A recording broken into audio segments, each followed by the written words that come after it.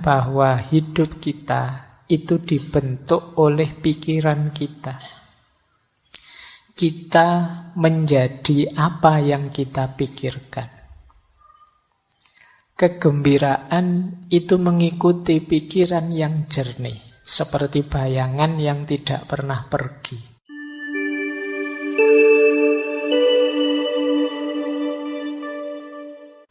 Assalamualaikum warahmatullahi wabarakatuh. Bismillahirrahmanirrahim. Alhamdulillahi rabbil alamin. Wa bihi nasta'inu ala umurid dunya waddin. Allahumma sholli wa sallim wa barik ala habibina wa syafi'ina Sayyidina wa maulana Muhammadin wa ala alihi wa ashabihi wa man tabi'ahum bi ihsanin ila yaumiddin. Amma ba'du. Tema malam hari ini kita akan belajar tentang bersih-bersih. Tapi bukan bersih-bersih fisik ya, tapi bersih-bersih sisi dalam diri kita. Minggu ini kita belajar cara membersihkan pikiran. Baik, bismillah ya, kita mulai. Ya tentu saja bersih-bersih pikiran itu dengan asumsi isi pikiran kita itu mungkin sudah banyak yang kadaluarsa, yang out of date, yang kotor, yang ngeres, yang ruwet, yang bulet, dan lain sebagainya. Ayo bersih-bersih. Saya beri judul Clear Mind. Nanti di banyak tradisi filsafat, khususnya tradisi filsafat timur, itu mengidealkan berpikir itu harus jernih. Mengidealkan kejernihan, kebersihan pikiran. Tidak sekedar teknik berpikir yang canggih, tapi pikiran itu sendiri harus bersih, harus jernih, tidak terkontaminasi oleh hal-hal yang dianggap negatif. Ini yang oleh banyak orang sering dianggap sebagai bedanya tradisi timur dan tradisi barat. Kalau barat membahas pikiran, banyak fokus bagaimana dia kritis, bagaimana dia valid, bagaimana dia jelas, bagaimana dia tidak bulet, dan lain sebagainya. Lebih ke teknis. Sementara kalau di timur lebih mengutamakan kejernihannya. Nah, malam hari ini kita belajar menjernihkan pikiran. Tentu saja berarti agak dekat dengan gaya timur. Baik, kita mulai ya. Karena tadi saya bilang timur, ya kita kutip beberapa gagasan para filosof timur. Tokoh-tokoh dari timur. Nah, saya awali dari quote saja dulu sebelum nanti ke teknis membersihkan pikiran kita. Ada quotes menarik yang ini pernah juga kita kutip di beberapa sesi tentang kekuatan pikiran, yaitu dari Buddha. Beliau mengatakan bahwa hidup kita itu dibentuk oleh pikiran kita. Kita menjadi apa yang kita pikirkan. Kegembiraan itu mengikuti pikiran yang jernih, seperti bayangan yang tidak pernah pergi. Quotes ini isinya 3 hal secara sekaligus. Yang pertama, hidup itu dibentuk oleh pikiran kita. Yang kedua, kita adalah apa yang kita pikirkan. Dan yang ketiga, pikiran jernih itu menggembirakan. Sebagaimana bayangan dengan sesuatu yang dibayanginya. Jadi kalau orang kok pikirannya jernih, otomatis gembira. Kenapa kok kita galau? Kemungkinan pikiran kita ruwet. Jadi tidak karu-karuan itu terus kita sedih. Tapi kalau pikiran kita jernih, oh yang salah ini, yang benar ini, oh yang cocok ini, yang tidak cocok ini. Kalau tegas jelas itu kan kita senang, gembira, lega. Tapi kok masih banyak kerumitan-kerumitan, keruwetan-keruwetan, tidak jernih, itu biasanya kita masih galau. Maka kegembiraan itu mengikuti pikiran yang jernih. Dan diri kita itu dibentuk oleh pikiran kita. Kalau kalian menganggap, Pak, siapa sih saya ini? Saya ini orang rusak loh, Pak. Nah, kamu sendiri menganggap dirimu orang rusak. Itu kan berarti nanti ketika kamu menjalani hidupmu, kamu akan memposisikan dirimu sebagai orang yang rusak. Jadi kita adalah pandangan kita sendiri, pikiran kita sendiri tentang diri kita. Nah, teman-teman boleh flashback ke belakang ya. Selama ini saya itu orang kayak gimana sih? Itu kemungkinan besar berawal dari pikiran kita sendiri. Jadi, mungkin kalau bahasa jauhnya, tidak penting kamu ganteng beneran apa tidak. Yang penting apa? Kamu merasa ganteng. Orang itu merasa ganteng saja, itu kan gayanya kayak orang paling ganteng sedunia kan sudah. Jadi meskipun secantik apapun kalian, seganteng apapun kalian, kalau pikiranmu, saya itu Pak, ya gayamu juga merasa seperti orang yang biasa saja. Jadi kita adalah sejauh yang kita pikirkan. Hidup kita dibentuk oleh pikiran kita. Maka hati-hati dalam berpikir. Jangan berpikir yang aneh-aneh, yang rusak-rusak, yang kacau-kacau, karena itu akan jadi diri kita. Kalau ada peribahasa dalam bahasa Inggris yang isinya to know is to be. Tahu itu sama dengan menjadi sesuatu. Apa yang ada di pikiran kita, seperti itulah nanti hidup kita. Kalau kita isi dengan hal-hal yang positif, ya hidup kita akan menjelma positif. Tapi kalau pikiran kita isi dengan banyak hal negatif, ya kita akan jadi orang yang negatif. Nah, ini pesan besar pertama ya, pentingnya pikiran. Makanya kata Imam Ghazali, pikiran itu pasukan kita yang paling kuat. Pikiran itu mungkin bukan penentu, tapi dia yang paling powerful, paling berpengaruh dalam hidup kita. Yang banyak menentukan hati. Tapi hati ini banyak disuplai informasinya oleh pikiran. Baik, coba ya bayangkan kalian ngaji. Tadi berangkat sambil membayangkan, wah nanti ngajinya mesti lama 2 jam. Mesti itu. Ya, jadi kamu duduk baru 1 detik, 2 detik pertama, itu pikiranmu sudah 2 jam yang akan datang. Ini masih lama 2 jamnya ya masih. Jadi kamu belum ngalami saja, rasanya sudah lebih dari 2 jam kamu duduk di sini. Itu karena pikiran. Kayak puasa besok, itu kan biasanya ada itu yang ngitung-ngitung kapan Idul Fitrinya. 5 hari lagi Lebaran, 4 hari. Jadi Lebarannya rasanya sebenarnya masih belum datang, tapi seolah-olah itu conditioning pikirannya itu sekian hari lagi, sekian hari lagi. Itu pikiran. Kita tidak bisa menikmati Ramadan karena mikir kapan Idul Fitrinya. Nanti hari pertama sudah dihitung, 30 hari lagi Lebaran. Ayo mikirnya wis tekan Lebaran. Baru terawih hari pertama. Jangan-jangan kalau pas terawih hari pertama kita pikirannya nanti Lebaran mudiknya tanggal berapa ya, bajuku sudah berapa ya, harus mikirnya Lebaran. Nggak mikir Ramadannya. Barang siapa yang begitu datang Ramadan seneng, itu diharamkan neraka. Yuk. Begitu Ramadan datang kamu seneng, tapi Ramadannya sendiri datang kamu lupa. Yang hadir di pikiranmu lebih banyak Idul Fitrinya sama liburan kuliahnya. Jadi gupuh prei sama seneng-seneng Idul Fitrinya sampai lupa Lebaran. Itu pikiran. Hidupmu, gayamu, orientasimu ya ditentukan oleh pikiran. Maka penting pikiran yang jernih. Ada lagi kalimat dari Zhuangzi. Kalau ini salah satu tokoh dari Taoisme. Dulu pernah kita bahas khusus beliau ini. Kata dia begini, mereka yang mengikuti Tao.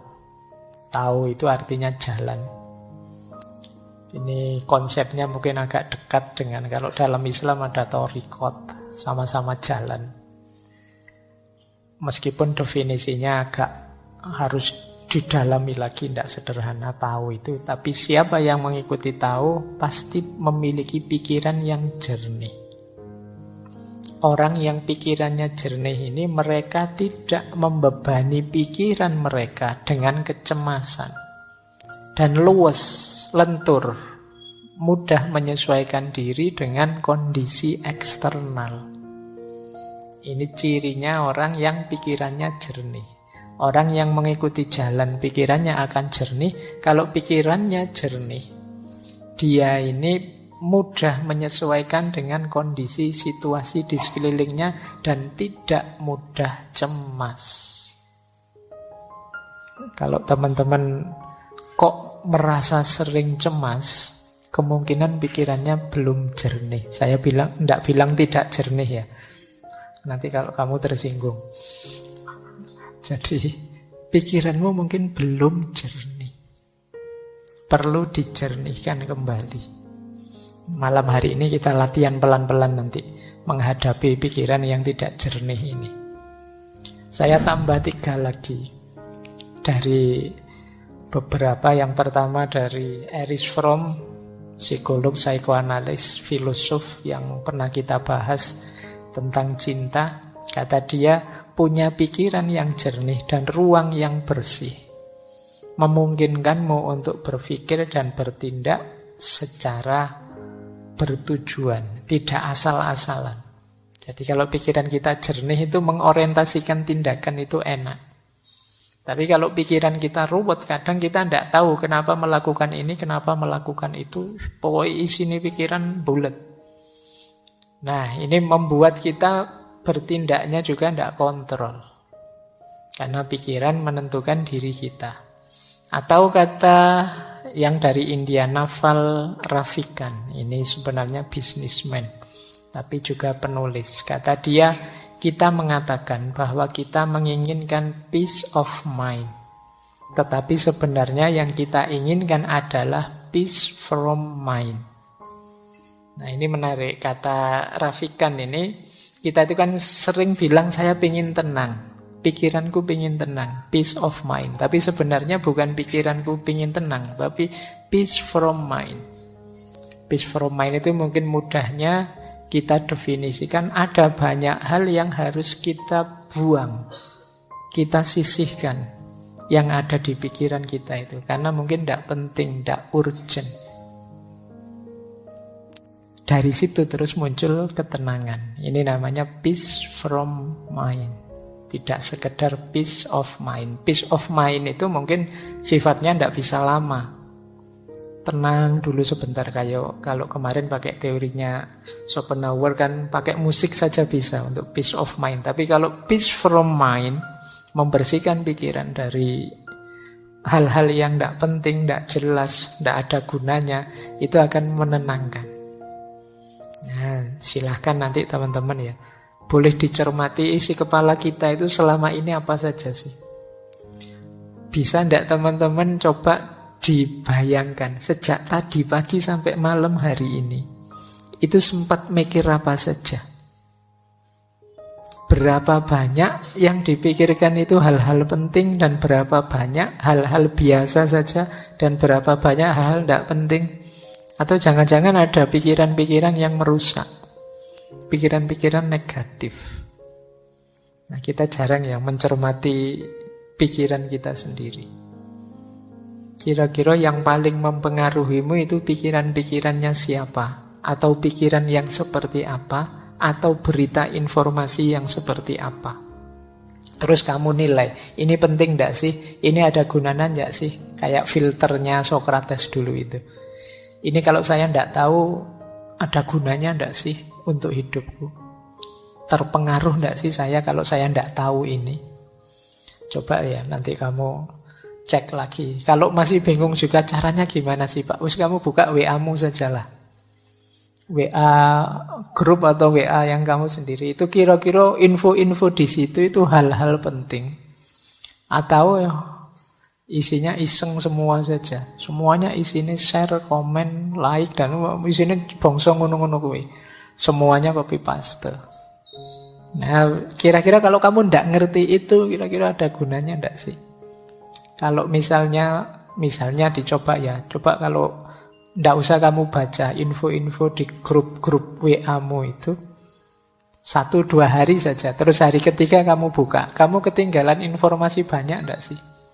Ada hal penting yang terlewat ndak sih? Atau ya biasa saja itu Pak? Saya bisa langsung ngikuti di hari ketiga itu langsung bisa ngobrol lagi, ndak ada yang ketinggalan sama sekali. Oh berarti mungkin banyak pembicaraan yang ndak penting. Nah, coba ya kamu sendiri yang ngecek sejauh mana sih aktivitasmu sehari-hari itu bermakna. Ayo, sejak pagi sampai malam hari ini sudah melakukan apa saja?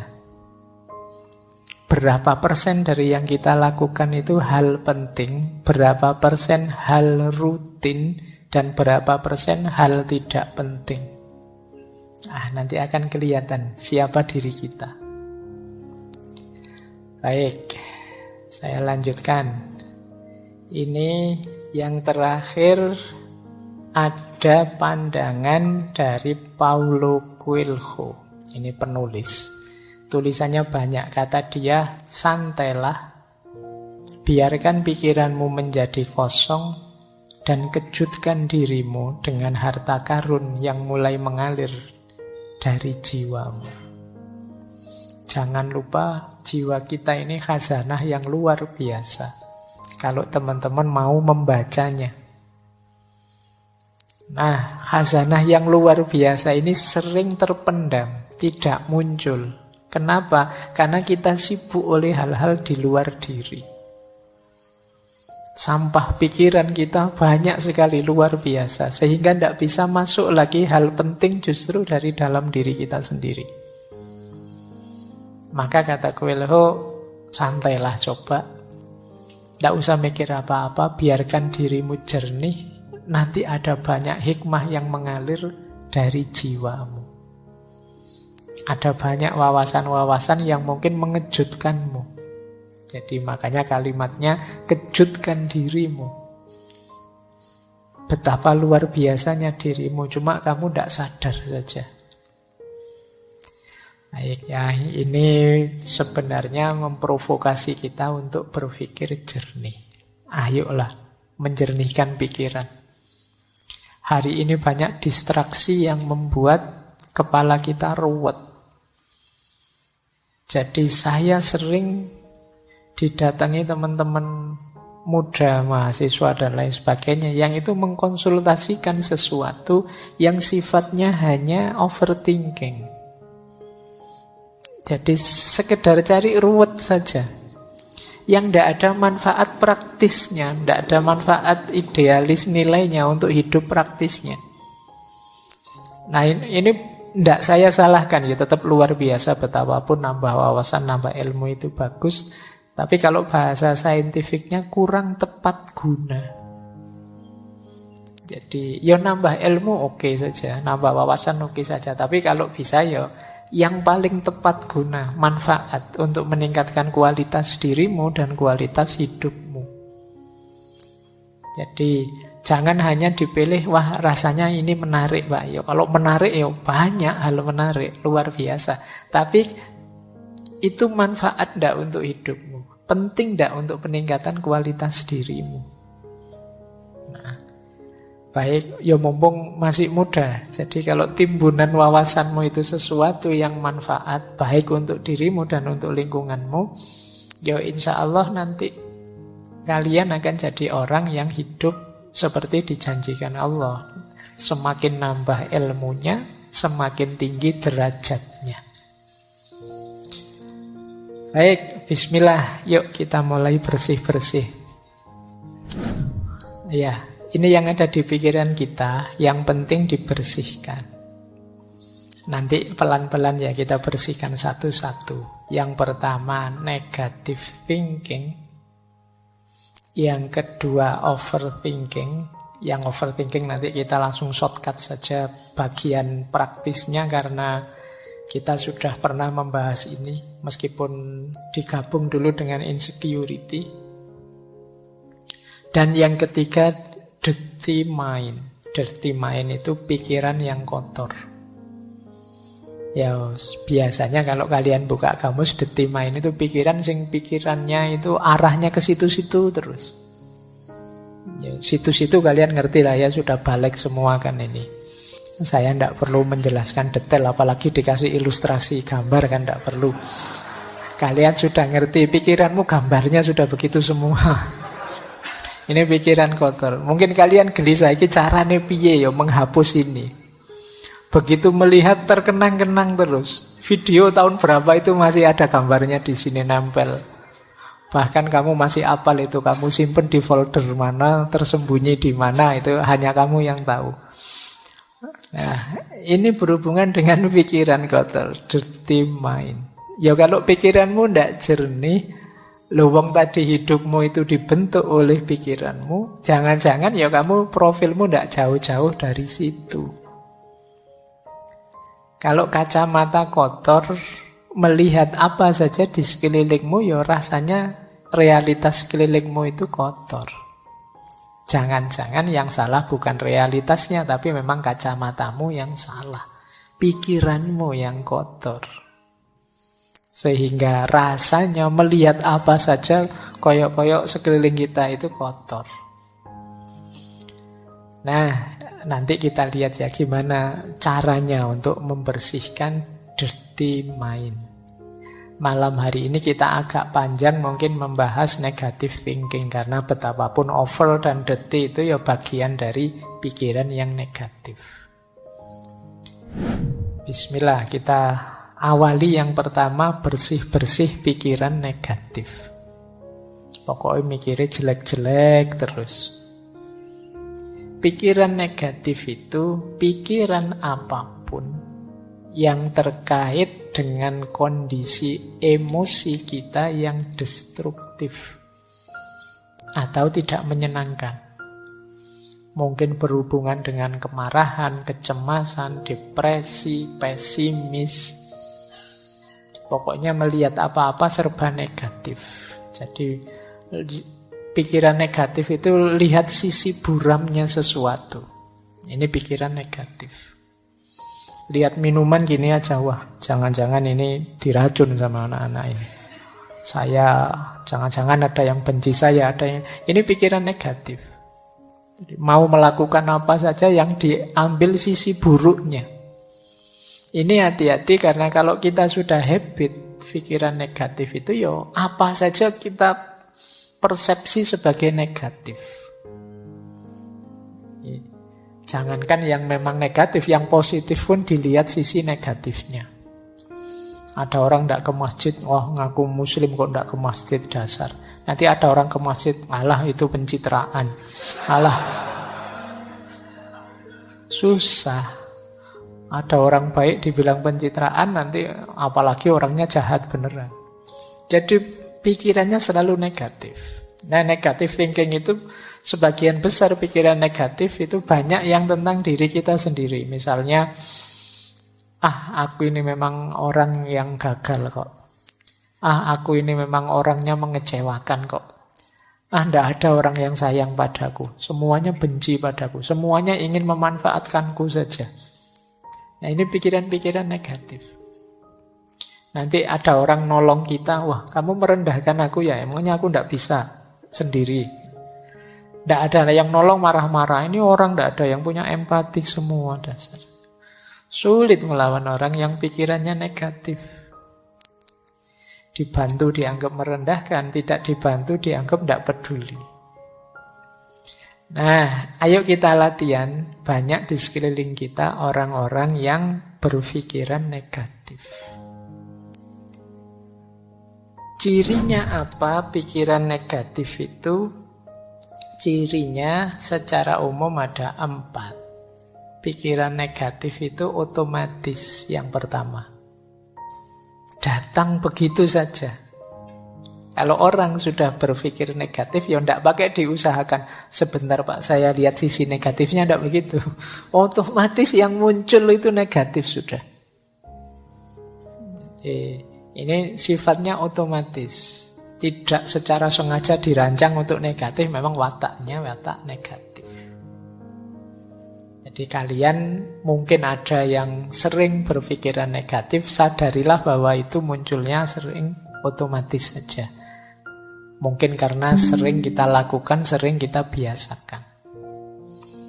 Yang kedua, pikiran negatif itu distorted, terdistorsi. Maksudnya terdistorsi itu kalau melihat sesuatu tidak utuh. Hanya dilihat sisi jeleknya saja. Jadi, misalnya ngaji filsafat ini kan kurangnya juga banyak. Meskipun bagi banyak orang manfaatnya juga ada. Tapi yang manfaat tidak dilihat. Yang dilihat jeleknya saja. Mungkin ngaji kok selesainya jam 10 malam. Itu pun ngomong sendiri Pak Faiznya tidak ada. Nah, itu memang jelek yang bagian itu. Kemudian ngaji kok tidak ada rekaman videonya. Kalau direkam suara saja. Saya sering dikritik itu. Biar saja lah. Biar ada jeleknya untuk mancing yang pikirannya negatif. Jadi, kalau tidak begitu kan tidak terpancing, tidak kelihatan kalau pikiranmu negatif. Jadi pikiran negatif itu terdistorsi. Jadi melihat apa-apa dipotong bagian negatifnya. Orang seperti ini biasanya sulit senyum. Pikirannya ruwet, terus kalau ada apa-apa itu. Jadi serba khawatir, serba cemas. Karena dia menggunakan kacamata buram terus, negatif terus. Yang ketiga, obstruktif. Obstruktif itu pikiran ini menghalangi kita untuk mencapai tujuan-tujuan tertentu. Karena pikiran negatif ini akhirnya kita kuliahnya tidak bisa maksimal. Mau kuliah ke kampus bawa motor, wah di kampus itu parkirannya kacau, kalau motorku hilang gimana?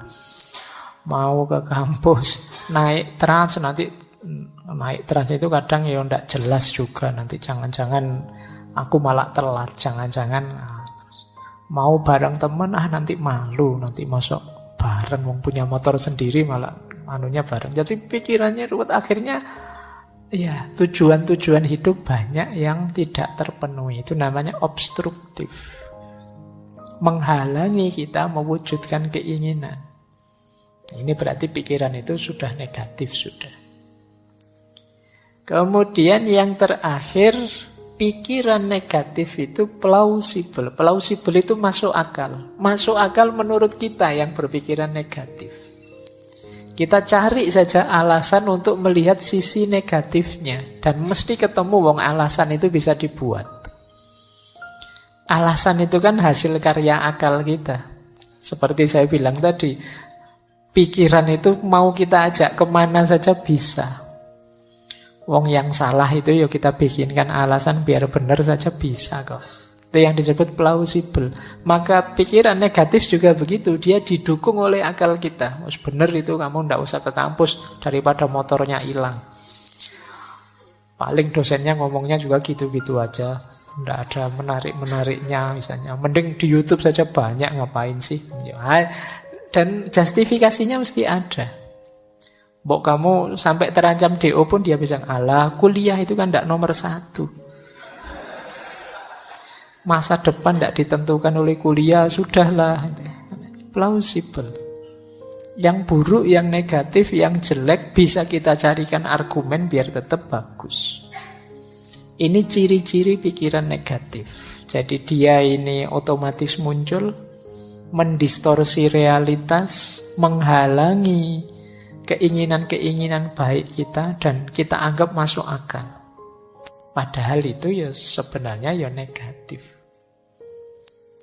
Jadi ayo ya dicari, kalau ada makhluk seperti ini dalam diri kita, ayo dibersihkan. Jadi kok tiba-tiba kita melihat negatifnya sesuatu, coba tanya, ini memang negatif saja atau ada positifnya sih? Oh ada positifnya sih. Cuma tadi belum sempat saya baca, tapi menurut saya yang negatif juga perlu diperhatikan. Nah, kalau ini sudah mending, sudah melihat sesuatu lebih luas. Tidak sekedar melihat negatifnya saja.